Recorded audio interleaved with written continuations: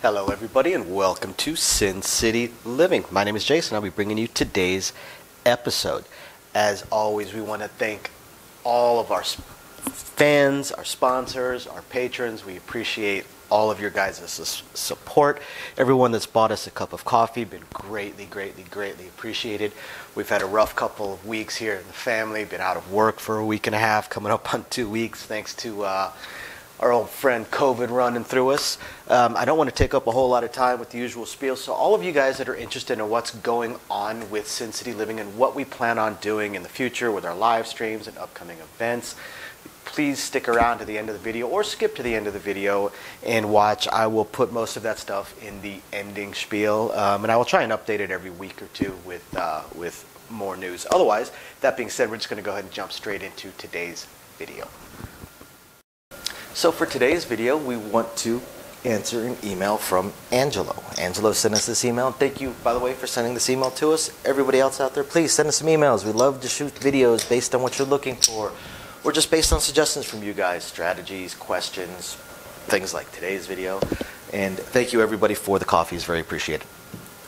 Now, his video is not dealing with a strategy. What he's asking about are one of our favorite subjects, or the one that we've talked about on the channel before, but we don't go too deep into it too often, and it's superstitions. Superstitions. He has a few questions on superstitions, but they're not like what kind of superstitions are there or anything like that, because there's just so many of them. Craps is the most superstitious game. A close second would be Baccarat, but craps is by far the most superstitious game. People think that these dice are sentient. At times, it's absolutely crazy. So his first question is what are some of the just the oddest or craziest or strangest superstitions that we have seen? And wow, I mean, there's just so many superstitions. It's hard to say. I mean, so many players do some just really oddball stuff. Now, some of the more common ones, of course, are people that seem to think that every time the dice go off the table, it's going to be a 7 coming up next. So they turn all their bets off. Common one, no big deal, not a problem. Another one would be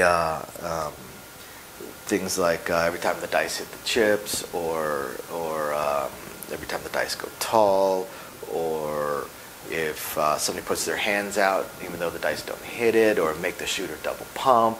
Or if we have to say something to the shooter, people throw a fit and we have to tell them to hit the back wall, and then they throw 7 out. Here's the thing with just about anything that happens: dice going off the table, dice hitting the chips, box having to tell the shooter something about their shot. When the next roll is a 6, you don't remember it. When the next roll is a 7, it sticks out in your head. So an hour later, you remember the 7 right after something happened. You don't remember the 5 times something happened and the next roll was a 6 or an 8 or a 5. So in your head, it starts to seem like, oh, it's always a 7. No, that's just always what you remember. All right. But the superstitions that craps dealers hate the most are the ones that either slow the game down. Because, again, we want a quick game, not so much for us, but for the players. That's what most of the players want. They want a quick, efficient, flowing game. So the superstitions that slow the game down, those are going to be some of the ones that we absolutely hate the most, or the ones where the player yells at the dealers. Any superstitions that force the player to yell at the dealers is obviously going to annoy the dealers. There's one player that, luckily, he has actually stopped doing this, but for years, he would, once the dice landed, whatever the number may be, he would throw a fit if on any side of the dice that becomes visible to him as the dice gets slid to him, he can see a combination that leads up to 7. If he can see any kind of 7 based on any of these numbers on the sides, whatever, he would throw a fit. Make us string the dice back, roll the dice, possibly dump the bowl, so on and so forth. It was annoying because it would very much slow the game down. Plus, he'd go off on the dealers, and we're like, dude, we call the tops, we don't call the sides. So, I'm sorry, but we're not looking at every side of the dice when we're bringing the dice out. It's just not going to happen. It's just plain and simple. And then the only other one that I can say that really, really, really annoys the dealers are superstitions that deal with shooting. Right? Most people that have this big, long, drawn-out ritual when they're shooting the dice, there's some people that as soon as they get the dice, they got to they lean into the table, put their head right against the dice, shake them a few times, and then they're looking at it super close and super intense and all that. That's actually not a superstition as far as we're concerned. That's an attention whore. That's someone that's just wants people looking at him, wants to make a big production out of it, wants to look like he's some kind of pro or really knows what he's doing, really intense, and he's just so into the role, and it makes us laugh, makes us roll our eyes a little bit, but we don't consider it a superstition. But there's some players that have these rituals that are very, very, very much superstition. Things like the flying V, that's not really a superstition thing. That just makes us roll our eyes. But players that do they gotta do a 3, 4, or 5 or 6 hit, and then they gotta do two spins of the dice, and then they gotta stack it up, and then they gotta flip it over, and then they gotta run their hands around it twice, and then they gotta tap their chips, and then they throw it. We're just over there like, oh my God, get to it. So those are really the two main superstitions that are most going to irritate the dealers. And again, any other superstition that impacts the game for the other players is going to irritate the dealers. I can't think of too many superstitions that actually impact our job, make it harder for us to do what we're doing, except for those players that do the things like hot bets, take me down, and then they come right back up with the exact same dollar amount, either the exact same bet or something different. That's just, again, it's slowing the game down. It's also slowing the dealers down.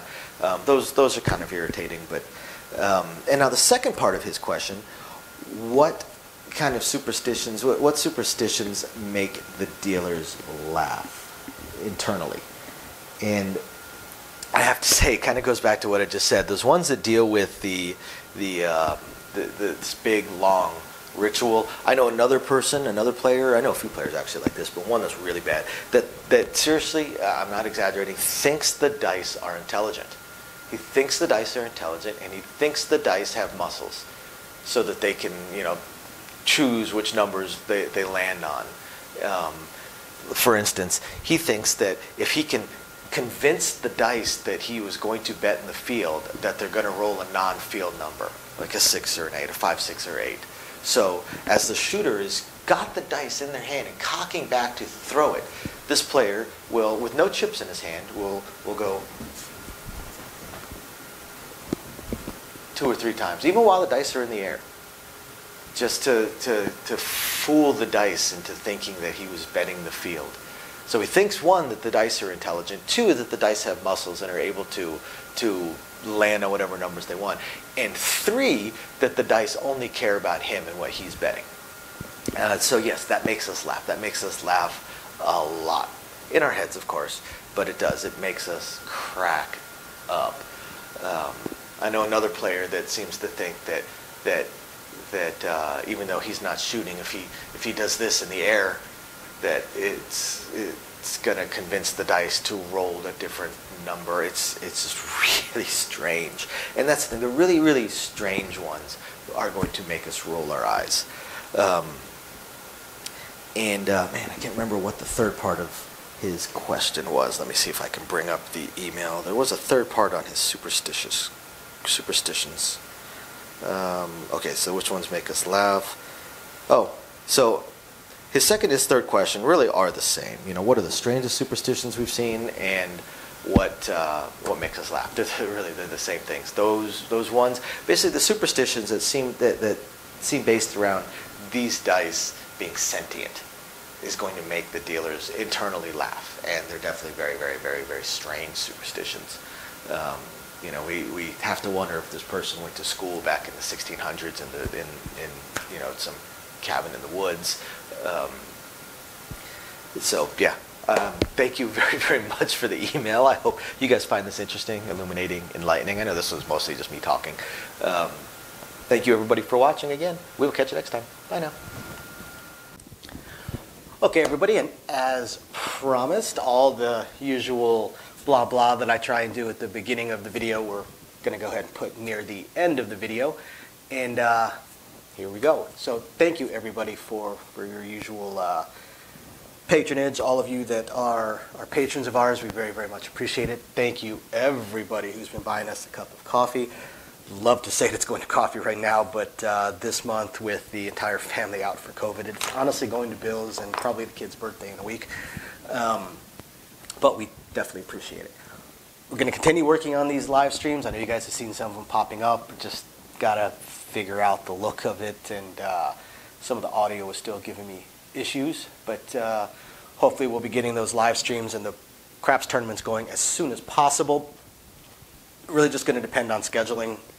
My schedule changed, Amy's schedule changed, kids' school schedule is fun. So once we figure out exactly how all those schedules are going to work, we'll let everybody know. And otherwise, please continue emailing us with anything you would like to see videoed. And again, thank you everybody for tuning in. We appreciate every single one of you guys. We'll catch you next time. Bye now.